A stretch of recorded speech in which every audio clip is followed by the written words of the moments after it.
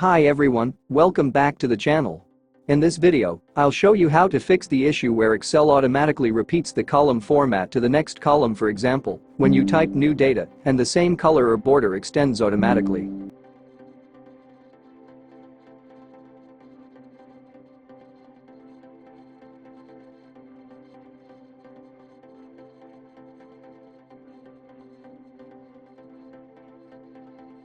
Go to the File menu.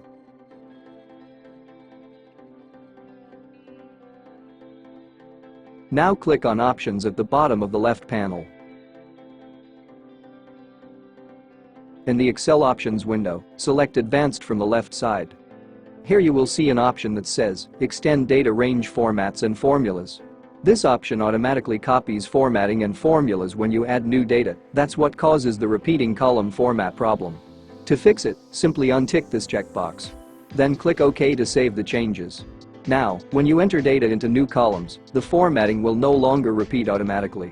Everything will stay exactly as you set it. That's it. You have successfully fixed the Excel repeating column format issue. If this video helped you, don't forget to like, subscribe, and share it with others who might face the same problem. Thanks for watching. See you in the next video.